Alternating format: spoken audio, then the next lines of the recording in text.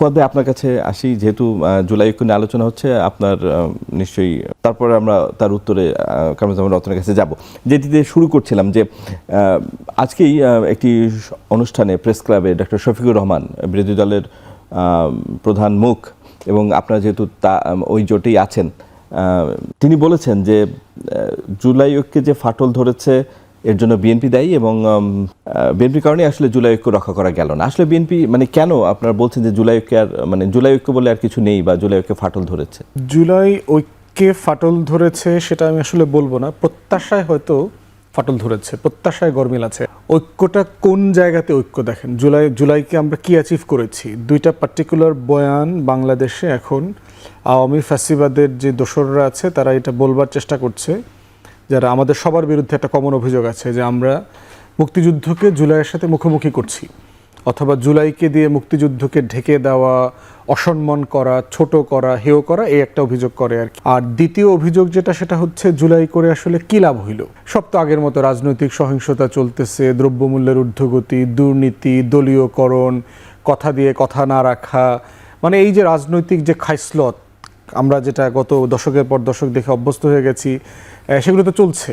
তো আলটিমেটলি কী লাভ হইলো, মানে হাসিনাকে আমরা সরাইলাম কেন, এইরকম একটা বয়ানও দেবার চেষ্টা করা হচ্ছে। এবং এটার অনুষঙ্গ হিসাবে যেটা আসতেছে, দেখেন জুলাইতে যারা ছিল এরা তো এখন আর নাই, এরা তো সবাই সবার সাথে এখন মারামারি করছে। বিএনপি সারাদিন জামাতকে ঘায়েল করবার চেষ্টা করছে, এনসিপিকে ঘায়েল করবার চেষ্টা করছে। এনসিপি অথবা অন্য দলগুলো হয়তো 11 দল থেকে বের হয়ে যাবে, একটা দুটো ইসলামী দল অলরেডি চলে গেছে, এরকম আলোচনা আসতেছে। তাহলে আলটিমেটলি কি জুলাই নাই? না, জুলাই তো আছে ভাই, জুলাই তো সিরিয়াসলি আছে। জুলাই হচ্ছে এই মাটির গত 800-1000 বছরের সবচেয়ে পাওয়ারফুল কালেকটিভ মেমোরি, সম্মিলিত স্মৃতি বলতে যদি কিছু বোঝানো হয়, বাংলাদেশের এই মাটির ইতিহাসে অনেক গুরুত্বপূর্ণ লড়াই হয়েছে। আমাদের 71 বলেন, 47 বলেন, এর আগের সেই পলাশীর আম্রকাননের ঘটনা বলেন, কিন্তু তথ্য প্রযুক্তির কারণে যেটা হয়েছে, এই লেভেলের স্মৃতি, সম্মিলিত মেমোরি, এটা অন্য কোনো ঘটনার নাই। আমরা ধরেন পলাশীর প্রান্তরের ঘটনা, ছোটোবেলায় নাটক, যাত্রায়, আমরা নিজেরাও ছোটোবেলায় স্কুলে থিয়েটারে আমরা বার্ষিক অনুষ্ঠানে এই সিনেমার অভিনয় করতাম, বাংলা, বিহার, উড়িষ্যা, আর এগুলো সেগুলো। কিন্তু আপনি জুলাই চিন্তা করে দেখেন তো, প্রত্যেকের মোবাইলে জুলাই আছে, প্রত্যেকের কোটি কোটি মোবাইলের ভিতরে জুলাই আছে। অতএব সেই জায়গাতে জুলাইয়ের পাওনাটা কি? আমরা কি চেয়েছিলাম? আমরা চেয়েছিলাম যে একটা ফ্যাসিবাদী অথরিটেরিয়ান শাসক এখানে জেকে বসে দেয়, তাকে চলে যেতে হবে, চলে গেছে, জুলাই সফল। আমরা চেয়েছিলাম গত 20 বছর ধরে এই রাষ্ট্রে কোনো নির্বাচিত সরকার নাই, আমাদের যে গণতন্ত্রের ট্রেনটা ছিল এটা স্লিপ করেছে 91 সালের পরে, সেই ট্রেনটা আবার ফিরে আসুক। তো ট্রেনটা ফিরে আসছে। থার্ড হচ্ছে, এদেশের মানুষ গত 20 বছরে 2001 সালের পরে ভোট দিতে পারে নাই। তাহলে এই দেশের মানুষ, কোটি কোটি মানুষ নতুন করে এবার ভোট দিয়েছে মোটা দাগে, যদিও বিরোধী দলের অনেকে মনে করেন যে এখানে পুরোপুরি ফেয়ার ভালো নির্বাচন হয় নাই, কিন্তু আমরা বোধ করছি এটা একটা মোটা দাগে একটা ভালো নির্বাচন হয়েছে, গ্রহণযোগ্য নির্বাচন হয়েছে। অতএব সেই জায়গাতে আমরা তো জুলাইয়ের সবগুলো প্রত্যাশা পূরণ হয়ে গেছে ওই সময় যেটা চেয়েছিলাম। কিন্তু এর মানে কি এইটা জুলাইয়ের আরও অনেক প্রত্যাশা তৈরি হইতে পারে না? পারে তো, কারণ তখনও ছিল নিশ্চয়ই আইনের শাসন প্রতিষ্ঠা ছিল। কারেক্ট, আইনের শাসন। তো জুলাইতে আমরা কি কি জিনিস চেয়েছিলাম? নতুন রাজনৈতিক বন্দোবস্ত। বাংলাদেশের ইভেন অল্প শিক্ষিত একটা শহীদের মাও জানে যে একটা নতুন রাজনৈতিক বন্দোবস্ত মানেটা কি। জুলাই সনদ বাস্তবায়ন করতে হবে, গণভোটের কি জিনিস, বিএনপির 31 দফাটা কি জিনিস, এটা বাংলাদেশের একটা বিশাল সংখ্যক জনগোষ্ঠী বোঝে, জানে। এবং বিএনপিকে, সরকারকে দেখবেন প্রত্যেক দিন কিন্তু আমরা জাজ করছি এই বিষয়গুলো দিয়ে, এবং এই মানুষগুলোই এই জাজমেন্টগুলো করছে। অতএব সেই জায়গাতে পলিটিক্যাল কনসিয়াসনেস দেখেন, আপনি গত 2 বছর আগের তরুণীদের সাথে, শিক্ষার্থীদের সাথে কথা বলে দেখবেন যে লেভেলের পলিটিক্যাল কনসিয়াসনেস ডেভেলপ করেছে। আপনি আগের আমলের হাঙ্কি বাঙ্কি বুজ শুজ দিয়া, মানে একটা কিছু দিয়া একজনের বুঝায়া চলে যাবেন, এই দিন ওয়ার্ক করবে না। রতন ভাই যত পাওয়ারফুল দলের এমপি হোক, তার সামনে লোকজন দাঁড়ায় বলবে, ভাই এটা হয় নাই, ঠিক না, আপনি কাজটা ঠিক করেন নাই। আমরা এই যে মির্জা ফখরুল ভাইয়ের একটা বক্তব্যের সামনে দেখলাম যে আমাদেরকে দাওয়াত দিয়ে আনছেন, মঞ্চেও বসাইলেন না, বক্তব্য দিতে দিচ্ছেন না। তাহলে কি জুলাই কি শুধু আপনাদের ছিল কিনা? মঞ্চ থেকে দাঁড়ায় বলতেছে। আরেকটা ইভেন্টে দেখলাম পিএমের অ্যাডভাইজারের সামনে দেখলাম মাহাদি বক্তব্য দিচ্ছে, সেখানে শহীদের মা বলছে আপনি তো আমাদের বিচারটাই, আমার সন্তানের বিচারটাই তো ঠিকমতো করতে পারলেন না। তাহলে বাস্তবতাটা দেখেন একটা পলিটিক্যাল কনসিয়াসনেস কিন্তু ডেভেলপ করছে। এখন আপনি কি ডিজিএফআই দিয়ে এদেরকে উঠায় নিয়ে যাবেন রাতের বেলা, 2টার সময় নিয়ে ঘুম করে ফেলবেন? এটা ওয়ার্ক করবে না। বাংলাদেশে কোনো প্রতিষ্ঠান এই লেভেলে সরকারি দলের দালালি আর করবে না, এটা ফাংশনাল। এগুলো তো অর্জন গেল, আপনার কাছে কি আর মনে হয় না যে অর্জনের মানে আমাদের প্রত্যাশার তালিকাটা আরো অনেক বড়। প্রত্যাশার তালিকাটা কি? প্রত্যাশার তালিকা আমরা চাই বিএনপি তার 31 দফার প্রত্যেকটা দফার শব্দে বাক্যে আপনার বাস্তবায়ন করুক। আমরা চাই জুলাই জাতীয় সনদ বাস্তবায়িত হোক। আমরা চাই গণভোটের গণরায় বাস্তবায়িত হোক, যেগুলো এখনো বাস্তবায়ন হয় নাই।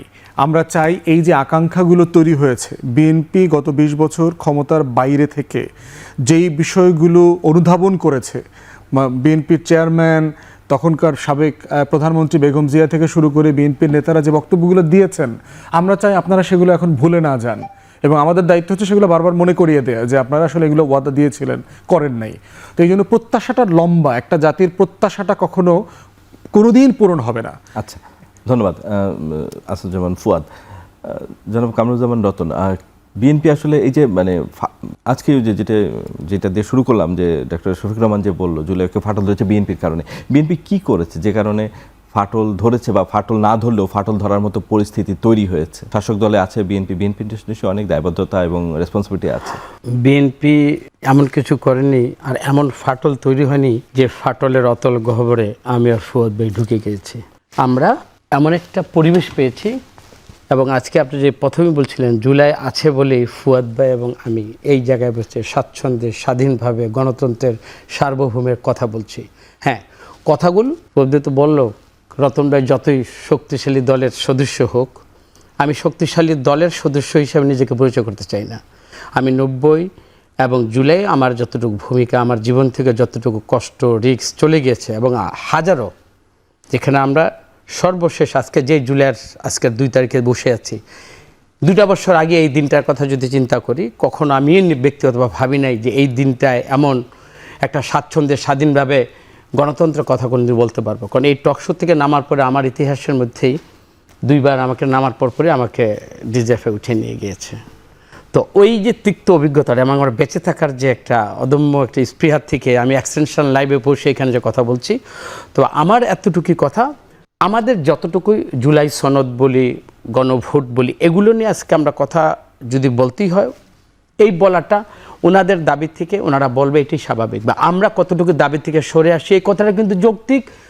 এবং রাজনৈতিক পরিমণ্ডলের সংসদ এবং সংসদের বাইরে এই কথাগুলোর মধ্যে দিয়েই কিন্তু মানুষ সত্যিকার একটা জাজমেন্ট তৈরি করবে। বিগত 16 বছরে আমরা যেই ধরনের অপশাসন না, একটা মানে দোজকখানার মধ্যে যেভাবে মানুষ যেভাবে বসবাস করে, যন্ত্রণা, কষ্ট, আজাবের মধ্যে দিয়ে, গণতন্ত্রের এই নামাবলিতে বাংলাদেশ ওই অবস্থায় ছিল। এই সংগ্রামে আমাদের ফুয়াদ ভাই, জামাত ইসলাম, বেগম খালেদা জিয়া, তারেক রহমান সবার যে কষ্টটা, এই কষ্টটার পরেই কিন্তু আমরা একটা পরীক্ষা দিয়েছি।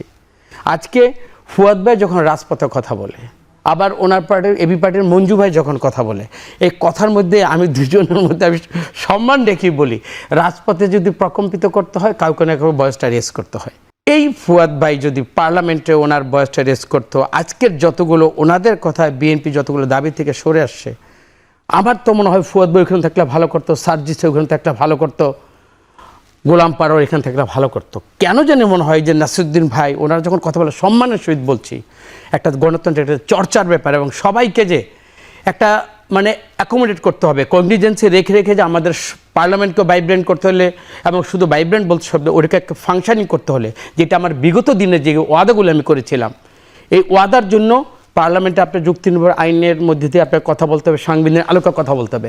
তারপর রাজপথকে প্রকম্পিত করতে হলে যেভাবে বয়সটা ওঠা উচিত, ওনারা যদি পার্লামেন্ট থাকতে আরও ভালো হতো। কিন্তু পার্লামেন্টের বাইরে বসে যে কাজগুলো, যে কথাগুলো হচ্ছে, ওই কথার রেশ ধরে বা কথার মানে পাল্টাতে, কথাগুলার মানে বিপক্ষে আমাদের দলের মধ্যে কিছু কিছু লোক, যেটা আমি নীতিগতভাবে আমি সমর্থন করি না এবং আমার দল সমর্থন করে না, ওইখানে কিন্তু একটা সংঘাত বা এই যে আমাদের অনৈক্যের একটা প্রশ্নটা আসছে। সুতরাং এইটাকে একটা রাজনৈতিক, আপনি ওই রকম মানে ওই পরিবেশ হয় নাই যেখানে ফুয়াদ ভাই আসি, আমি বা জামাত ইসলাম বা এনসিপির ভাইরা বসে কথা বলবো না, বা আমাদের যে ওই পরিবেশ তৈরি না হলেও আজকে দেখেন এনসিপির লোকজন মানে সিলেট অঞ্চলে একাধিকবার হামলা শিকার হলো, মানে এইগুলো কি শুধু বিচ্ছিন্ন ঘটনা বলে পার পাওয়া যাবে? এগুলো বিচ্ছিন্ন ঘটনা। আমি প্রথম আমার এই দলের সদস্য, এই ঘটনাকে আমি শুধু নিন্দা করি না, এবং যারা এটা উস্কানির মূলে প্রথম যারা এই ধরনের কথাগুলো বলেছে, আমি বিনীতভাবে অনুরোধ করছি, বারবার কিন্তু টকশোর মাধ্যমে বলেছি, আমি এই যে আমার নাসিরুদ্দিন ভাই থাকলে ভালো হতো, ওনাকে আমি বলেছি শালীনতার মধ্যে একটু কথা বলি, সবাইকে সম্মান দিয়ে কথা বলি, অন্যকে অসম্মান দিয়ে কথা বললে তো আমি নিজে তো বড় হতে পারবো না।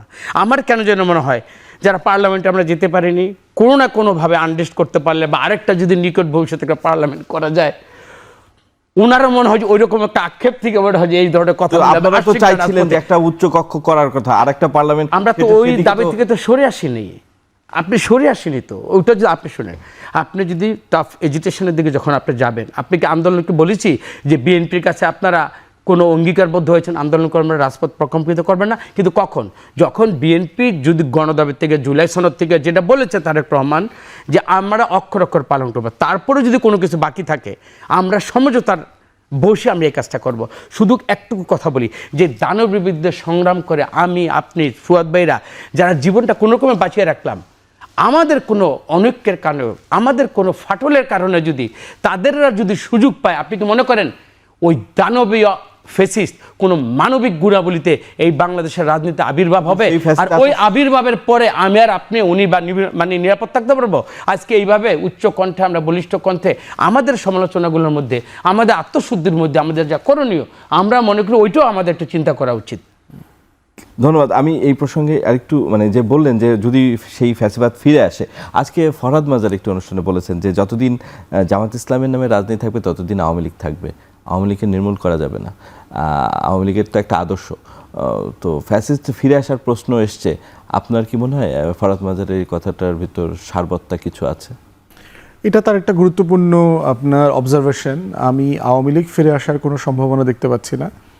বাট যেটা হচ্ছে যে বাংলাদেশে একটা সেকুলার লিবারেল বাম রাজনীতির স্পেস সবসময় থাকবে। একটা প্রোগ্রেসিভ জনগোষ্ঠী আছে যারা ধরেন তাদের কি বাম ধারা মানে যে কোনো একটা জায়গায় তারা হয়ে যাবে, অ্যাবজর্ভড হবে আর কি। বাট একটা বাম প্রগতিশীল একটা স্পেস তো দেশের পলিটিক্সে কোনো না কোনো ফর্মে থাকবে আর কি। তো কিন্তু সেটা বামের তো একটা জায়গা আছে, কিন্তু মানে এই মধ্য ডানপন্থী বা মধ্য বামপন্থী এদের জায়গাটা তো আসলে বাম ধারণ করে না। না, বাম ধরবেন, বাম ধরেন তো সে তো আরো লিবারালাইজ হতে পারে। জামাত বদলে গেছে না, আজ থেকে 10-20 বছরের আগে জামাতের যে পলিটিক্যাল ল্যাঙ্গুয়েজ সেখান থেকে সে অনেক সরে আসছে না। তো বামও চিন্তা করে দেখবে যে আমার পলিটিক্যাল স্পেসটা আমি বাড়াইতে পারি কিনা, এবং তাদের সেই স্পেসটা যেহেতু আওয়ামী লীগের জায়গাটা খালি হয়ে যাচ্ছে পলিটিক্যালি, সে বোধ করতে পারে গণসংহতি আন্দোলন ধরেন সাকিব ভাই অথবা মঞ্চের যারা আছেন তারা অনেকে ফিল করছেন যে আমাদের একটা প্রোগ্রেসিভ স্পেস আছে এখানে তাদের পলিটিক্সে। আমি নীতিগতভাবে মনে করি না যে আওয়ামী লীগ ফিরে আসতেছে, কিন্তু উনি যে কনটেক্সটে বলেছেন 71-এর কনটেক্সটে যে একটা আর একটা সিনথেসিস, একজন আরেকজনকে বাঁচায় রাখে, এই পলিটিক্সটা যেটা ক্রমধারা মোতাবেক এসছে আর কি। কিন্তু আমার কাছে মনে হচ্ছে এটা গণ অভ্যুত্থান, এটা একটা রেজলিউশন করে দিয়েছে। গণ অভ্যুত্থান এবং ভোট দুইটা জিনিসের ব্যাপারে রেজলিউশন দিয়ে দিয়েছে। জামাত হঠাৎ করে রাজনীতি থেকে হারায় যাওয়ার কোনো সম্ভাবনা দেখতে পাচ্ছি না, অথবা আপনার আওয়ামী লীগও এই গণ অভ্যুত্থানের পরে এত কিছুর পরেও বাংলাদেশের পলিটিক্সে ফিরে আসবে তার ন্যূনতম কোনো সম্ভাবনা নাই। ঐক্যের জায়গাটা কোথায়? এই যে আজকে দেখবেন আমাদের মধ্যে অনেক দ্বিমত আছে না, আওয়ামী লীগ প্রশ্নে আসলে রতন ভাইয়ের সাথে আমার দ্বিমত আছে কিনা? কোনো দ্বিমত নাই, শতভাগ একমত। প্রশ্ন হচ্ছে হয়তো আমি আর একটু গতি বাড়াইতে চাই, ওনারা মনে করতেছেন আমরা তো দেশ চাইলেই গতি বাড়ানো যায় না, আমাদের অনেক কিছু বিবেচনা নিতে হয়, একটু স্লো যাই, এরকম সেরকম। এবং দেখেন তারেক রহমান কিন্তু আপনার অনেকগুলো ইন্ডিকেশন দিয়েছেন যে উনি ভারতের সচিব এসে স্পিকার এসে দাওয়াত দিয়ে গেছেন প্রাইম মিনিস্টারের, কিন্তু উনি কিন্তু বেইজিংয়ে গেছেন, উনি ভারতে যান নাই। দীনেশ ত্রিবেদী দেখবেন কয়দিন পরপরই দেখবেন যে মনে করায় দেয় যে আমাদের দরজা তো খোলা, দাওয়াত তো ওপেন আছে, আমরা চাই উনি কখন আসবেন, আসেন, এই কথাগুলো বলছেন। কিন্তু সেখানে দেখবেন যে প্রধানমন্ত্রী তার যেই তুরস্কের সাথে, বেইজিংয়ের সাথে, পাকিস্তানের সাথে আমাদের যে নিরাপত্তা সম্পর্ক অন্তর্বর্তীকালীন সরকারের সময় শুরু হয়েছে, ওনারা কিন্তু সবগুলো কন্টিনিউ করছেন। বগুড়াতে দেখেন টার্কির ড্রোন ফ্যাক্টরি হবে, অনেক সমরাষ্ট্র চুক্তি যেগুলো হচ্ছে সেগুলো ধাপে ধাপে এগোচ্ছে। তাই আমরা বোধ করতেছি যে তারেক রহমানের পক্ষ থেকে যে নীতিগতভাবে হয়তো উনি সরে যান নাই, কিন্তু আমরা চাচ্ছি কাজের ব্যাপারে যে আরও স্পিডি অ্যাকশন চাচ্ছি, আরও ডিসাইসিভ অ্যাকশন চাচ্ছি। সেই জায়গাগুলোতে যথেষ্ট ঘাটতি আমরা দেখতে পাচ্ছি। যেমন সরকারের বিচার প্রক্রিয়া নিয়ে আপনাদের অভিযোগ আছে, এবং ক্ষেত্র বিশেষে কোথাও কোথাও আওয়ামী নেগোসিয়েশন করে স্থানীয় রাজনীতিতে আওয়ামী যারা আছেন তাদের পুনর্বাসনের চেষ্টা করেছেন কোনো কোনো নেতা, এবং এই সামনে স্থানীয় সরকার নির্বাচনে যেহেতু নির্দলীয় সরকার নির্বাচন হবে, অনেক আগাম অভিযোগ আসছে যে এইখানে তাদের একটা পুনর্বাসনের জায়গা হতে পারে। এইটা বিএনপির নেতৃত্ব টপে ট্রাই করলেও তৃণমূলে ওয়ার্ক করবে না, প্র্যাকটিক্যালি ওয়ার্ক করবে না। রতন ভাই তো তৃণমূলের রাজনীতি করেন। ধরেন একজন ইউনিয়ন পরিষদ চেয়ারম্যান হইতে চায়, এরকম বিএনপির 5টা লোক আছে এলাকাতে। তো এখন ওই এলাকাতে এই 5 জন লোক কেউ কি এগ্রি করবে যে আওয়ামী লীগের একজন লোক এসে তার ব্লক ভোট নিয়ে সে দিতে যাক? যেখানে জামাতকে ঠেকাতে চায় সেখানে তো নিশ্চয়ই সাপোর্ট দিবে। সেটা হচ্ছে সে হয়তো ইনডাইরেক্টলি সাপোর্ট দিবে, কিন্তু প্রশ্ন হচ্ছে যে ওইটা দিয়ে আপনি আওয়ামী লীগকে পুনর্বাসন করতে পারবেন না। কম্পিটিশনটা কোথায়? কম্পিটিশনটা হচ্ছে আওয়ামী লীগের ভোট। আপনি হ্যাঁ, সেই দেখবেন ভোট নিয়ে কিন্তু আমরা জাতীয় নির্বাচনেও দেখেছি। দুটো ডিফারেন্ট জায়গা, কিন্তু আওয়ামী লীগের ভোট ব্যাংক ওই পিজাটা আমি চাই, ওই কেকের স্লাইসটা চাই, কিন্তু ওর নেতাকে চাই না। ওর নেতা নির্বাচিত হবে সেটা আমি চাই না। বিএনপি একই খেলা খেলেছে এবং ভোটের মাঠে এই ধরনের কৌশলগত খেলা তো জায়েজ আছে, আপনার হালাল জিনিস। আমি মাইনরিটিদের ভোট ম্যানুপুলেট করতে পারি কিনা, আমি লোকাল আওয়ামী লীগের ভোট ম্যানুপুলেট করতে পারি কিনা, তাকে আমি স্পেস দিব, কথা দিলাম, এটা সেটা করে। পলিটিক্সে দেখলে খুব কমন প্র্যাকটিস। হাসিনাও বলছে, বিএনপি নেতারা আমাকে ফোন দিয়ে বলছে জামাত ক্ষমতায় চলে আসতেছে, তো আপনারা আমাদেরকে হেল্প না করলে কেমনে হবে। এবং হিস্টোরিক্যালি বিএনপি তো 50-60টা সিটে জিতেছে, যেসব জায়গায় সে কখনো জেতে নাই, হিস্টোরিক্যালি কখনো জিতে নাই। এই গোপালগঞ্জ, ফরিদপুর, মাদারীপুর, শরীয়তপুর, যেখানে ধরেন 30% প্লাস হিন্দু মাইনরিটি আছে, এরকম অনেকগুলো আসনে জিতেছে। আবার বিএনপি জিতেছে, আবার না ভোট জিতেছে, তাহলে দুটো তো একসাথে মিলছে না। তাহলে বোঝা যাচ্ছে যে বিএনপি ওই আসনগুলোতে ভোট ম্যানুপুলেট করেছে ট্যাকটিক্যালি, যেটা ডেমোক্রেসিতে এটা রাইট, এটা করা যায়। তো এই জন্য আমি বোধ করছি না যে স্থানীয় সরকার নির্বাচনের মাধ্যমে বিএনপির নেতারা চাইলেও আপনার এই পুনর্বাসন করতে পারবে। ক্ষমতার বলয় আছে এখানে, সিরিয়াসলি ইন্টারনাল কম্পিটিশন আছে, ভোগ বাটোয়ারা আছে, এবং দেখবেন দিন শেষে আওয়ামী লীগকে সবচেয়ে বেশি পিটাইতেছে কে? জামাত। আওয়ামী লীগ পাইলে পরে সবচেয়ে বেশি পিটায় কে এখনো? বিএনপির লোকজন। আচ্ছা, আপনি দেখবেন লন্ডনে আওয়ামী লীগের এক মন্ত্রীরে হেনস্থা করছে না রেস্টুরেন্টে বসে? ছাত্রদলের সাবেক নেতারা মিলে করেছে। আওয়ামী লীগের অফিস ভাঙা বলেন, পোড়ানো বলেন, ছাত্রদলের সভাপতির বক্তব্য আছে না, আমরা এতগুলো অফিস পোড়ায় দিচ্ছি, এটা করছি সেটা করছি।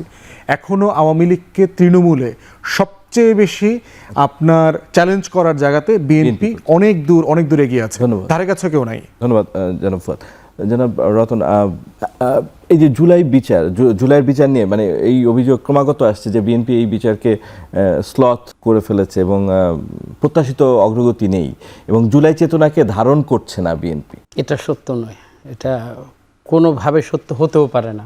ভাই যেটা বলছিলেন, ফুয়াদ ভাই যেটা কথাটা বলছিলেন, যে বিএনপি টপেও আওয়ামী লীগকে ছাড় দেওয়ার কোনো সুযোগ নাই, তৃণমূলে হয়তো নিজের সুবিধার জন্য আত্মীয়তার একটা বন্ধনে বা কোনো না কোনোভাবে সে হয়তো ওই সময় আওয়ামী লীগের এই সমস্ত নেতাদের কাছ থেকে কোনোভাবে বেঁচে থাকার জন্য কোনো ফ্যাসিলিটি নিছে, ওই তারা হয়তো চাইছে যেটা কোনো মানে আমাকে এফেক্ট করবে না। ধর আমি একটা অঞ্চলের, আমি কি চাচ্ছি ওইটার উপর কিন্তু পুরো ওই অঞ্চলটাতে ওইভাবে প্রভাবিত হয়।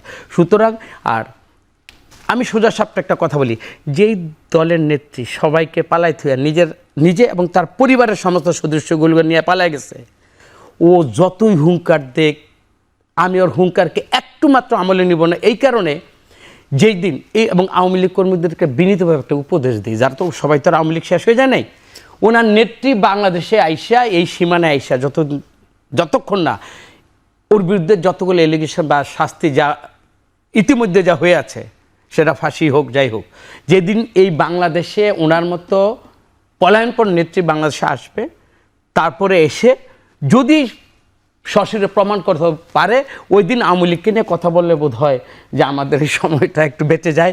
এবং আমার মনে হয় এরকম রাজনীতিতে আমার মানে এত আমাদের সময় নেই, আমাদের কাজ আছে, আমাদের দ্রব্যমূল্য কীভাবে কমবে, আমাদের বর্তমানে যে সমস্যাগুলো আছে, আসলে অনেকগুলো সমস্যা আছে। আমার এই যে যুদ্ধে আবার দামামা বাজে, সেইখানে আমার বাংলাদেশ কোথায় যাবে, আমার আগামী দিনে আমার কৃষি নির্ভর বাংলাদেশে কতটুকু উন্নতি হবে, এবং সর্বশেষ আপনি যে প্রশ্নটা আমাকে করলেন যে বিচারের স্লথ, আজকে হোসেন জিল্লুর যেটা 2008 সালে আমাদের উপদেষ্টা ছিলেন, উনি আজকের একটা পত্রিকায় সাক্ষাৎকার দিয়ে 3টি কারণে এই বাংলাদেশে আজকের রাজনীতির এই অবস্থা এবং এনসিপি ভাইদেরকে উনি সমালোচনা করছেন ডক্টর ইউনূসের। একটা কারণ হলো যে সরকারের আমলাদেরকে উনি ক্ষমতায় এসে ওই যে যুক্ত রেখেছেন এবং তাদেরকে দিয়েই এই গণতন্ত্র 18 মাস চালিয়েছে, কখনো নির্বাচন করেছে, বিচার ব্যবস্থা করেছে, এই জন্য সরাসরি এই জিল্লুর সাহেব তাকে দাঁড়ি করেছেন। সেকেন্ড আসেন, তরুণদেরকে এই অল্প বয়সে আপনার লোভ লালসার মধ্যে সে ঢুকিয়ে দিয়েছে। না, এইটা ডক্টর ইউনূসকে দেয়। আপনি দেখেন, আমি তারেক রহমানের সাথে একটা ছবি উঠাতে পারলে বা আমার কর্মীরা যখন আমার সাথে ছবি উঠায় বা কোনোভাবে আমার সাথে সম্পৃক্ত দেখায়, সে নিজেকে অনেক বড় ধন্য এবং নিজেকেও একজন নেতা মানে ভাবাই ফেলায়। বাংলাদেশে জুলাই অভ্যুত্থান ফুয়াদ ভাই বলুক, একমাত্র কি এনসিপি বাইরে করেছে? আবার এনসিপি ভাইদেরকে আমরা ছোট করতে চাচ্ছি, ধারাবাহিকভাবে দেখেন তাদেরকে আমেরিকার মতো জায়গায় গিয়ে কোন জায়গায় কিভাবে তাদের হাইলাইটস করেছে। হোয়ারেজ এই ডক্টর ইউনূস সাহেব বাংলাদেশের মতো জায়গায় ছাত্রদল, ছাত্র শিবিরের একটা নেতা কর্মীকে কোনোদিন চা খাওয়ানোর পর্যন্ত উনি সৌজন্যতা দেখাননি। না, আরেকটা প্রশ্ন সেটা বলেছেন, নিজেদের সংস্কারকে নিজেরাই, সেটা আপনার আলী রিয়াজ বলেন, নিজেরাই কিন্তু একেবারে এমন আজকে যে যতগুলো আপনার দোষগুলো বিএনপিকে দিচ্ছেন না, এই দোষে দূষিত যদি হতে হয় সেটা তাদের মেরুদণ্ডের শেষ পর্যন্ত তারা ওইভাবে ধরে রাখতে পারেনি এবং মনে করে নিজেরাই ছুঁড়ে ফেলে দিয়েছে। সেটা নিজেদেরকে হয়তো সেফ এক্সিটের জন্য হতে পারে এবং নিজেদের যা চাওয়া পাওয়া ছিল, জাতির যা প্রত্যাশা ছিল সেটা সব পূরণ করতে পারেনি। সুতরাং তাদের ব্যর্থতা, এগুলো এখন বিএনপিকে কাঁধে নিতে হচ্ছে। আর ওইখানে ফুয়াদ ভাইরা বা জামাত ইসলাম সন্দেহ করতে বিএনপি স্লথ বা বিএনপি ভুলে গিয়েছে। সমস্যাটা হলো ওই জায়গা। জনাব ফুয়াদ, আপনি জানেন যে সাবেক আইজিপি বেনজির আহমেদ গ্রেফতার হয়েছে দুবাই এবং তিনি জামিনও পেয়েছেন। সরকার তার জামিনের বিরোধিতা করার জন্য ল ফার্ম নিয়োগ করেছে এবং এদিকে পররাষ্ট্র প্রতিমন্ত্রী এখনও বলে যাচ্ছেন যে দেশে এনে বিচার করবে। বাস্তবতা তো বলে না বিএনপি এই যে বেনজির আহমেদকে, এই যে হয়তো একটি শর্ত আছে যে দুবাই ছাড়তে পারবে না, কিন্তু আদারওয়াইজ তাকে কি আনা সম্ভব এইভাবে? মানে প্র্যাকটিক্যালি পসিবল হওয়াটা ডিফিকাল্ট, কারণ হচ্ছে যে দুবাই, আবুধাবি যে অর্থনীতির যে কাঠামোটা তৈরি করেছে, এই কাঠামোটাই হলো চোরাই মালের আপনার স্টোর হাউস বলতে পারেন আর কি। তো এই বেনজিররাই হচ্ছে দুবাইয়ের অর্থনীতির ফাউন্ডেশন। তা আপনি যদি এরকম একটা মাফিয়াকে বাইরে পাঠায়া দেন, এক্সট্রাডিট করেন, তখন অন্যান্য মাফিয়ারা যারা আছে তৃতীয় বিশ্বের, যারা এখানে লুটপাট করে এনে সম্পত্তির পাহাড় গড়েছে, তখন তাদের কাছে কি মেসেজ যাবে যে এইটা আমার জন্য আর সেফ হ্যাভেন না, আমাকে এখন নতুন একটা মাল্টা খুঁজে বাইর করতে হবে, একটা নতুন আইল্যান্ড খুঁজে বাইর করতে হবে, নিউ জার্সি খুঁজে বাইর করতে হবে, ক্যারিবিয়ান আইল্যান্ড খুঁজে বের করতে হবে যেখানে আমরা সম্পদ নিয়ে পালাবো।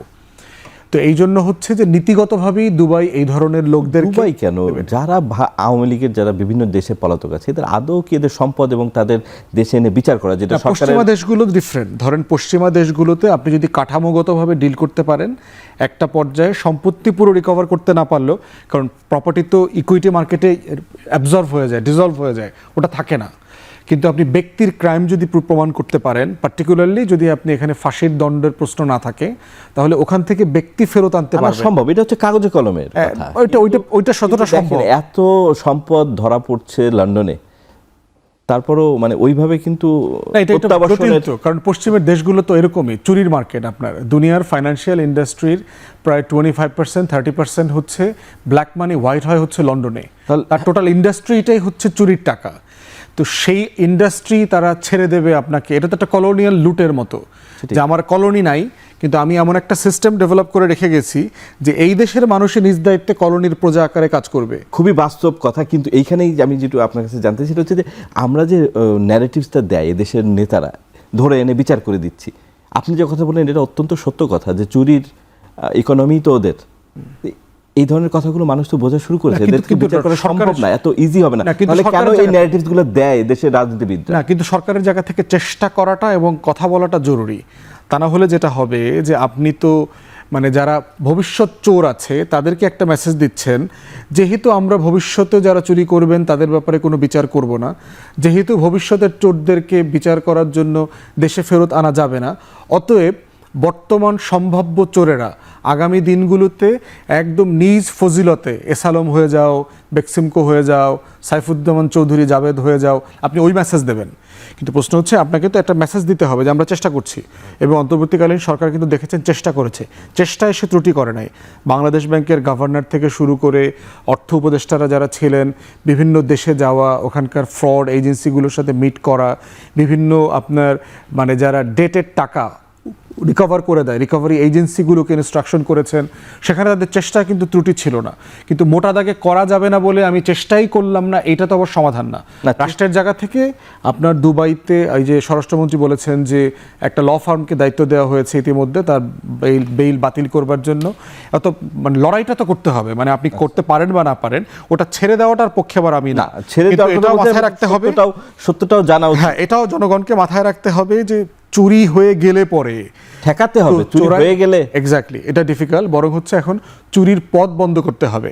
আগামী দিনের এই লুটের পথ কিভাবে বন্ধ করা যায়, ইনস্টিটিউশন ডেভেলপ করা, এটাই তো সংস্কারের কেন্দ্র, ক্ষমতার বিকেন্দ্রীকরণ এবং প্রতিষ্ঠান শক্তিশালী করা। ধন্যবাদ জনাব ফুয়াদ। জনাব কামরুজ্জামান রতন, আপনারা যেহেতু সরকারে আছেন, এই যে দেখেন চোরাই বা চুরির জিনিস ফেরত আনা আসলেই সত্যি কঠিন, কিন্তু বর্তমান চুরি রোধে আপনারা কি করছেন? একটি শুধু উদাহরণ দিই যে ব্যাংক আইন যখন সংশোধন করা হলো, এটা নিয়ে বিরোধী দলেরা কিন্তু মানে সমালোচনা করেছিল যে এই যে 5টি ইসলামী ব্যাংক সমন্বিত ইসলামী ব্যাংক তৈরি করা হয়েছিল, এখন আবার তাদের বিভিন্ন পূর্বের উদ্যোক্তাদের কাছে ফিরে দেওয়া হয়েছে। এবং নাম প্রকাশ না করার শর্তে বাংলাদেশ ব্যাংকের একজন কর্মকর্তা বলেছেন যে এই যে আল আরাফা আবারও পূর্বের উদ্যোক্তাদের কাছে ফিরে গেল, এটা ভালো হলো না। এই যে আল আরাফা ব্যাংক আবারও ফিরলো, যারা অনিয়ম করেছে তারা ডিরেক্টর হিসেবে আবার ফেরত আসলো, এগুলো কি বিএনপির সুশাসন দেওয়ার যে প্রতিশ্রুতি, তার বিপরীতে এই ঘটনাগুলো মানুষকে হতাশ করছে? আপনি কি এর উত্তর আছে আপনার কাছে? আসলে কি আমরা কোনো ব্যাড এক্সাম্পল যেটা জন্য মানুষ ঘৃণিত, দেশের অর্থনৈতিক যেখানে ধ্বংস হয়েছে, তার কোনো এক্সাম্পলকে আমি যদি কোনো মানে পুনরাবৃত্তি করতে চাই, যে কোনো আঙ্গিকেই, যে কোনো ফর্মেটে, যে কোনো সাধু চলতি ভাষার আবরণে তাকে যদি আমি জায়েজ করতে চাই, অ্যাকচুয়ালি বর্তমানে বাংলাদেশ অর্থনৈতিক কন্টেস্টে এটা মানুষও খাবে না, আর অর্থনীতিকে আপনি পুনরুদ্ধার আপনি করতে পারবেন না। এস আলমরা যে কোনো আবরণেই হোক, বা এই যে নাসার নজরুল, যতগুলো ব্যাংক এবং সালমান এফ রহমানরা যেইভাবে এই দেশটাকে শেষ করে দিয়েছে, বোল্ড খুলে দিয়েছে, এবং ওইখানে আপনি কি দিয়ে কোথা থেকে কোথায় টাকা নিয়ে যাবেন? আপনি কি মনে করেন যে যারা এই যে ফ্যাসিস্ট পরিবার একটা লোক ধরা পড়লো না এবং সবাইকে 3 তারিখের মধ্যে দেশ থেকে চলে যেতে সুযোগ দেওয়া হয়েছে, তার মানেটা কি? তারা জানতো তাদের এইভাবে পতন হবে, তারা জানতো পৃথিবীতে যতদিন বেঁচে থাকবে তারা এই দেশে আসতে পারবে না। এখন কোনো ব্যাংক সেক্টরের এই এস আলমদের মতো, আল আরাফা ব্যাংক বলেন, কোনো ব্যাংককে বাংলাদেশের অর্থনীতিকে ধ্বংস করে আপনাকে দেশটা তো চালাতে হবে। এর মধ্যে আমরা নিকটে আমরা দেখেছি দুইটা বহির্বিশ্বের যুদ্ধে আমাদের কম্প্রোমাইজ করছেন না, কোনো কম্প্রোমাইজ ইসলামী ব্যাংক বা অন্যান্য ব্যাংকের না, এই ধরনের কোন আপনি অপবাদ দিতে পারবেন, বাট অপবাদ দিয়ে আমার দেশটা তো চালাতে, দিন শেষে কি তারেক রহমানের কিন্তু দেশটা চালিয়ে কিন্তু সক্ষমতা তাকে প্রমাণ করতে হবে। কোনো ধরনের আপনার, আমি বললাম তো, কোনো ধরনের আপনি 6 মাস 5 মাস মানুষকে আপনি বিভিন্নভাবে অজুহাত দিয়ে আপনি মানে দেশটা আপনি চালাতে পারবেন, বা মানুষকে একটু অপেক্ষা করার জন্য একটা ধৈর্য ধরার মতো আপনি অবস্থান করতে পারবেন। কিন্তু সত্যিকার অর্থ মানুষটা যখন পেটে হাত পড়বে, এই বাঙালি জাতির কিন্তু, এই বাংলাদেশের মানে মানুষের প্রতিবেদী মানুষ তো, আর জুলাই তো আজকে যেই মাসটায় বসে মানে কথা বলছি, 2 বছর আগেকে আমি স্মরণ করতে চাই, এবং এই স্মরণের মধ্যে দিয়ে আমি নিজেকেও ওইভাবে রেকটিফাই করে আমি একটা শিক্ষা নিতে চাই, এবং আমার দল ওইভাবে শিক্ষায় মাথায় রেখে কিন্তু তারেক রহমান কিন্তু এগিয়ে যাচ্ছেন। আপনারা ওই গতিটা স্লথ কিসের উপর দাঁড়িয়ে তারেক রহমান চেষ্টাটা করছে? ধরেন আমার পকেটে নাই আপনার 500 টাকা, আমাকে এখন 5000 টাকার ব্যয়ভারের জন্য আপনি আমাকে দায়িত্ব দিয়ে দিলেন, আমাকে তো সামহাও এটাকে ম্যানেজ করতে হবে। তো সবচেয়ে আমি একটা বিনীতভাবে ফুয়াদ ভাই সরকার সবাইকে একটা আপনাদের বিনীত অনুরোধ করব যে সরকারের সক্ষমতার মধ্যে কোনো দুর্নীতি ঢুকলো কিনা, কোনো এইখানে কোনো প্রজেক্টের নামে, যেটা অতীতে যেটা হয়েছে, ব্যাংক লুট বলেন, প্রজেক্টের নামে যেভাবে মানে এই দেশ থেকে যেভাবে টাকাগুলো পাচার হয়ে গেছে, এইগুলোর দিকে ওনাদেরকে সজাগ দৃষ্টি থাকতে হবে, এবং সবার অর্থনৈতিক ভিতের উপর যারা যারা দাঁড়িয়ে কথা বলে সবাইকে কিন্তু এই ব্যাপারে সচেতন, কারণ দেশটা কিন্তু সবার, দেশটা একা বিএনপির না, আমরা দেশটার দায়িত্ব পেয়েছি, সবাই সতর্ক নজর, কিন্তু পূর্ণ নির্বাহী ক্ষমতা শাসক দলকে দেওয়া হয়েছে, আটকানোর দায়িত্ব তাদের। আহ্বানে খুব বেশি কাজ হবে না, কাজ করে দেখাতে হবে না, চেষ্টা করে যাচ্ছে। কিন্তু আপনি যদি কোথাও দেখেন এই যে ব্যাংক সেক্টরে আপনি যে মানে আমাদের এখানে যারা জয়ী হয় তারা সব নেয়, আমরা তো দেখছি যে শাসক দলই না, উইনার টেক্স অল, এটা আপনি এখন এই অপরটা বিএনপিকে দেন না। আমি ওনার সামনে তো, উনি তো সবচেয়ে বেশি মানে বজ্রকণ্ঠ অবস্থা তোলেন, তো আমি বলছি কথা বলেন, হ্যাঁ, মানে কথা বলেন, অবশ্যই সত্য কথাগুলো বলেন, যুক্তি নির্ভর কথা এবং অথেন্টিকেশন থাকতে হবে, এবং যেইখানে থাকতে হবে উনি যদি এইটা যদি দেখাতে পারে গভর্নমেন্টের এই জায়গায় আসলে এইটা, এখন ফুয়াদ ভাইয়ের যদি কোনো মনের খেদের থেকে নিশ্চয়ই আচ্ছা, বলবেন আমি না, উনি এর একজন আগের বেরিস্টার আলোচনা করে তো বারবার বলেছি, তারপর আপনার কাছে যেহেতু আপনি বলছেন সেহেতু এই প্রশ্নটা আবার রাখার জন্য লোভ সংবরণ করতে পারছি না। এই যে 12টা বিভিন্ন প্রতিষ্ঠানে, স্বায়ত্তশাসিত এবং সরকারি প্রতিষ্ঠানগুলোতে দলীয় নিয়োগ দিলেন, ভবিষ্যতের জন্য অনুশোচনা করতে হবে না আপনি নিশ্চিত? এর আগে একটু আমি কথাটা বলি, ফুয়াদ ভাই তো ব্যারিস্টার, এই যে আমাদের সবচেয়ে মানে পাপিষ্ট ব্যানার্জির বাংলাদেশের সমস্ত অপকর্মের, ওনাকে কোন আইনে আনা যাবে? উনি বাংলাদেশে অপরাধ করছে, দুবাইতে গেছে, দুবাইতে জামিন পাইছে, আচ্ছা উনি বের হবে না। কিন্তু আপনি খেয়াল করে দেখেন, আমার জানা মতে নরসিংদীতে একটা চেয়ারম্যান, কোন চেয়ারম্যানকে মার্ডার করে দুবাইতে পালিয়েছিল, পরে ওইখান থেকে এনে কিন্তু শাস্তির, লোকমান খুব জনপ্রিয় একজন চেয়ারম্যান ছিলেন, তাকে হত্যা করবো, হত্যাকারীরা দুবাইতে চলে গিয়েছিল। তো আইন তো সবার জন্য সমান, অপরাধীরা এই ধরনের কোনো আইনের ফাঁক ফোকরের মধ্যে আমি মনে করি না ব্যানার্জিকে আনা যাবে না। এবং এই দেশবাসীর জুলাই যোদ্ধাদের এই মাসে দাঁড়িয়ে অন্তত এতটুকু আমারও আর্তনাদ, ওকে বাংলাদেশে আনা হোক অন্তপক্ষে। একটু পার্থক্য আছে রতন ভাই, সেটা হচ্ছে ওরা শুধুই খুনি, ওদের দুবাইতে কোনো ইনভেস্টমেন্ট নাই, ওরা লুট করে নিয়ে যায় নাই। মানে দুবাই দেখবে হচ্ছে যে কোন লোকটাকে আমার রাখা দরকার আমার অর্থনীতির জন্য, যারা শত শত হাজার হাজার কোটি টাকা পাচার করে নিয়ে আসছে, শামীম ওসমান, তো ওর জন্য অ্যাসেট। কিন্তু যে খুন করছে, শুধু ভিসা নিয়ে, ভিজিটর ভিসা নিয়ে পালাইতে গেছে, ও তোর জন্য অ্যাসেট না, এই জন্য ফেরত দিয়ে দিচ্ছে। ফুয়াদ ভাই, এইটা হলো পার্থক্য। দুবাই বা কাতারের যে অর্থনৈতিক ভিত, মাটির নিচের দ্বার যে সম্পদ আল্লাহ তাআলা যাদেরকে দিছে, কাতার ডিফারেন্ট জিনিস, দুবাই না। না, দুবাইতে এরকম অভয়ারণ্য করে দিবেন, আমরা জানি, আপনি যে নাম বললেন না, অনেকে কিন্তু দুবাইতে আশ্রিত কিন্তু এখন, এবং ওখানে আছে। কিন্তু তার মতো এরকম একটা ক্রিমিনালসকে যদি বাংলাদেশে ফেরত না হয়, এটা কিন্তু আমাদের জন্য দুঃখজনক। আমরা মনে করি আপনাদের আইনের ব্যাখ্যা দিয়ে- যেখানে আমরা বিভিন্নভাবে তাদের সাথে যুক্ত হচ্ছি, আবার ভিন দেশে পাসপোর্ট আছে, সে তো ওখানে কোর্টে না, বলেছে যেহেতু ওইখানে আইনটাই করেছে, সে মানে ওই দেশ ত্যাগ করতে পারবে না। সুতরাং ওই দেশের আইনে এবং বাইলেটারাল আমাদের দেশের সাথে যদি ওরকম কোনো বন্দি বিনিময় চুক্তি বা কোনোভাবে আনতে যদি সহায়তা করা যায়। চুক্তি আছে, কিন্তু কোর্টে সে যেটা বলেছে যে আমি পর্তুগিজ ন্যাশনাল, আমাকে যদি ডিপোর্ট করতে হয় দুবাই থেকে, তাহলে পর্তুগালে ডিপোর্ট করো তুমি। এবং সে আরও কয়েকটা দেশের ন্যাশনাল, তার নাকি 4-5টা পাসপোর্ট আছে বলে শুনেছি।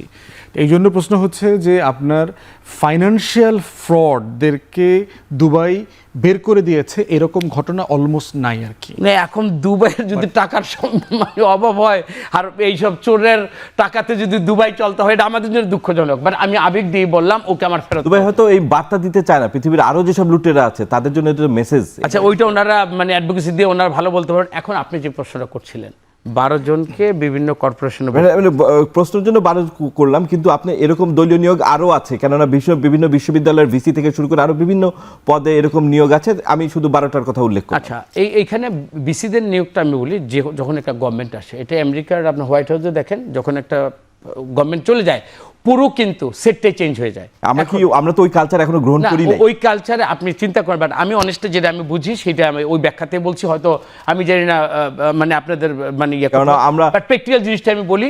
এই 12 জনকে যারা দিয়েছে তারা সবাই আমাদের কিন্তু অলমোস্ট সবাই ছাত্র দলের, এবং অনেকে নির্বাচন করতে পারেনি। আমার মনে হচ্ছে যে এটা কম্পেনসেশন না, এইটা কম্পেনসেশন, ওদেরকে অল্টারনেট আমি বলি, ওরা কষ্ট করেছে, মানে অনেকদের মানে ওরাও এমপি হওয়ার যোগ্যতা রাখছিল, তো কোথাও না কোথাও তাদেরকে দিয়েছে। তবে আমি তো বলি, তাদের একটা মানে অফুরন্ত একটা সমার্জনের কিন্তু ওদেরকে এই দায়িত্বটা দেওয়া হয় নাই।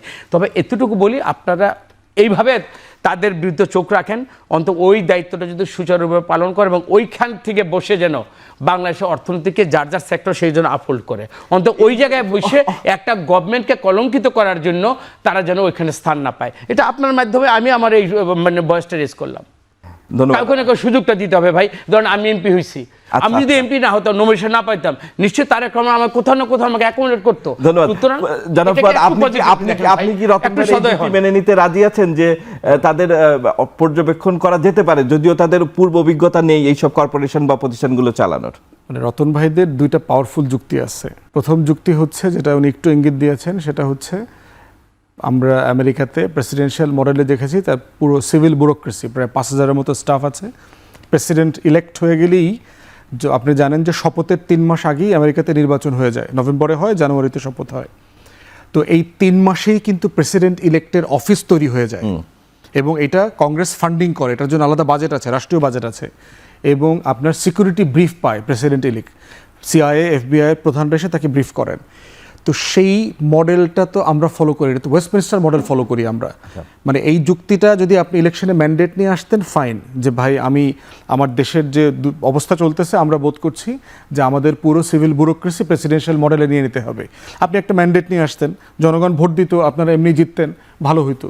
দ্বিতীয়ত হচ্ছে যেটা যুক্তি সেটা হচ্ছে বিএনপি নেতাকর্মীরা বলছেন, নেতাকর্মী বলতে মানে উপর দিকে লোকদের কথা বলছি, যে টোটাল ব্যুরোক্রেসির এখনও প্রায় 70 থেকে 80% হচ্ছে আওয়ামী দোসর, যারা গত 17-18 বছর হেন কোনো অপকর্ম নাই আওয়ামী লীগকে ক্ষমতায় রাখার জন্য তারা করে নাই। অতএব এই লোকগুলোকে দিয়ে আমি কি আসলে আমার ম্যান্ডেট, আমার ম্যানিফেস্টো আমি বাস্তবায়ন করাতে পারবো কিনা, এই যুক্তিতে বলছে যে আমি যদি দলীয় লোক দেই সে তো আমাকে ভয় পাবে, সে পিএমকে ভয় পাবে যে সে দলের প্রধান, এরপরে তার পলিটিক্যাল ক্যারিয়ার আছে, এই বিষয়গুলো জড়িত আছে। প্রবলেম অন্য জায়গায়, যে প্রবলেম হচ্ছে আপনার 31 দফার 8ম দফা। আপনি নিজে বলেছেন যে রাষ্ট্রীয় সাংবিধানিক সংবিধিবদ্ধ সকল প্রতিষ্ঠানে নীতিমালা প্রণয়ন করে মেধা যোগ্যতার ভিত্তিতে অ্যাপয়েন্ট করা হবে। আমরা যেটা দেখতে চেয়েছিলাম, দলীয় লোক অ্যাপয়েন্ট করা প্রবলেম না, এটাতে আমার রিজার্ভেশন নাই, আপনি একটা নীতিমালা করতেন, ধরেন স্টিল কর্পোরেশনের চেয়ারম্যান কেমন হওয়া উচিত, আচ্ছা, ইলেকশন কমিশনে কাউকে অ্যাপয়েন্ট করবেন, কিসের ভিত্তিতে অ্যাপয়েন্ট করবেন, প্রোটোকলটা কি, সেটা নাই। এবং সেইটা আপনি একটা অ্যাপয়েন্টমেন্ট, একটা বিজ্ঞাপন দেন যে আমি এখানে চেয়ারম্যান অ্যাপয়েন্ট করছি, দলের লোক অ্যাপ্লাই করুক, আমার বিদেশে প্রবাসী একটা লোক থাকতে পারে না যিনি এই কাজের জন্য যোগ্য, উনি অ্যাপ্লাই করুক, সিভিল ব্যুরোক্রেসি বলেন, মিলিটারি ব্যুরোক্রেসি বলেন, তারা অ্যাপ্লাই করুক। আপনি একটা ফেয়ার প্রসেসের মধ্য দিয়ে সেটা হয় নাই। করে যদি করতেন যে ওইটা ভেটিংয়ের মধ্য দিয়ে কেউ কোনো জায়গাতে বিএনপির লোক ভেটিংয়ে ফার্স্ট হয়েছে, কোনো জায়গাতে সিভিল ব্যুরোক্রেসি থেকে ফার্স্ট হয়েছে, কোনো জায়গায় মিলিটারি ব্যুরোক্রেসি থেকে ফার্স্ট হয়েছে, তাকে আপনি অ্যাপয়েন্ট করেন, কোনো সমস্যা নাই। ভিসি অ্যাপয়েন্টমেন্টে দেখেন ইকুয়াল। আমাদের বিরতিতে যেতে হবে, এটা নিয়ে পরে আলোচনা করি। তার মানে আপনি বলতে চাচ্ছেন যে যেটা যেভাবে হচ্ছে এইভাবে না, নীতিমালা করে করা উচিত ছিল। মানে তার প্রস্তাবনাটাই তো সেরকম। মানে আমরা আমাদের জুলাই সনদ আর গণভোটেরটা বাদই দিলাম, এটা বিএনপির প্রস্তাবনাই তো সে ভঙ্গ করলেন। হ্যাঁ, সেই 31 দফা ভঙ্গ হয়েছে আসলে। Exactly. ধন্যবাদ। সম্প্রতি তারেক রহমান ভারত সফরের আমন্ত্রণ পেয়েছেন, কিন্তু একটু অস্পষ্টতা তৈরি হয়েছে যে বিমস্টেকের সভাপতি হিসেবে তিনি আমন্ত্রণ পেয়েছেন। পুরো চিঠিতে প্রধানমন্ত্রী তারেক রহমান, প্রাইম মিনিস্টার তারেক রহমান উল্লেখ নেই, এবং এ বিষয়ে ভারতের পররাষ্ট্র মন্ত্রণালয়ের মুখপাত্র রণধীর জয়সওয়ালকেও প্রশ্ন করার পরও তিনি উত্তর এড়িয়ে গেছেন। আসলে কি হিসেবে তারেক রহমানকে তারা ভারতে চায়? আপনার কি মনে হয় যে এইভাবে একটি আমন্ত্রণ বিএনপি গ্রহণ করা উচিত, নাকি আমন্ত্রণ যেভাবে দিয়েছে সেটা সরকার যদিও এখনো কিছু জানায়নি, আসলে এই ধরনের আমন্ত্রণ এক ধরনের কিনা, মানে বাংলাদেশের জন্য একটু অস্বস্তিকর কিনা যে প্রধানমন্ত্রীকে বিমস্টেকের সভাপতি হিসেবে আমন্ত্রণ জানানো? আজকে দিনে ভারতের যে মনোভাব এই গভর্নমেন্টের প্রতি, আপনি আশ্চর্য লাগেন আপনার কাছে, সেটা কখন থেকে তৈরি হলো? দেখেন, এই যে চায়নায় যে আমার সফরে গেলেন, মালয়েশিয়া সফরে গেলেন, ওইখানে যে তারেক রহমানকে এই বাংলাদেশের একজন প্রতিনিধি হিসাবে যে গুরুত্বটা মানে দেওয়া হলো, আজকে এই যে সার্জিও গৌড় দেশে আসলো, তাকে সবাই বলতেছিল সে আইসে চায়নার সাথে এই যে মাখামাখিটা, আমি কিন্তু এটা কিন্তু আমার একটা ক্ষুদ্র, আমার মানে নলেজ বলা যাবে না, ক্ষুদ্র আমার এটা মানে কি বলবো, একটা অনুমান থেকে আমি কথা বলছি। হ্যাঁ, চায়নার সাথে তোমরা কি করেছো, আমেরিকা আসছে শাসাইতে, অথচ আজকে আপনি গৌড়ের মন্তব্যগুলো দেখেন তার কোনো সাথে দেখা হওয়ার পরে, যে বাংলাদেশের সাথে এবং এই সরকারের সাথে অনেক কাজ করার মতো সুযোগ তৈরি হয়েছে। আজকের আমি পত্রিকাতে একটা জিনিস দেখলাম, ভারতের পররাষ্ট্র মন্ত্রণালয়ের একজন শশী থারুর, সে কংগ্রেসের সংসদ সদস্য, পার্লামেন্টারি কমিটির সে হলো কমিটির সভাপতি। সে আজকে বলেছে যে বাংলাদেশের সাথে আমাদের একেবারে একত্রের চেতনাকে সামনে রেখে নতুনভাবে আমাদের চিন্তা করতে হবে এই বাংলাদেশের সাথে, এবং এতগুলো স্বার্থ আমাদের দেশের সাথে জড়িত। এটা কিন্তু ভারতের মুখ থেকে আমরা কাজে কর্মে তো প্রমাণ পাচ্ছি না। নির্বাচন 6 মাস আগে দেখিনি, শুনেন, আমরা কূটনীতিটা কখনো কিন্তু একদিনে কিন্তু বরফটা গলে না।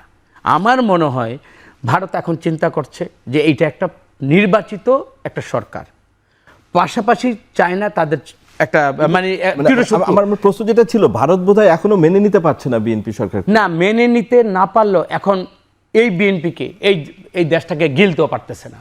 আপনি যে এই আগের সেই মনোভাব, সেই হাসিনার ফেসিস্টের মতো করে আপনি এখন বিএনপিকে ভাববেন, ওই ভাবনা থেকে তারেক রহমান দেশটাকে অনেক উপরে মানে উঠিয়ে নিয়েছেন।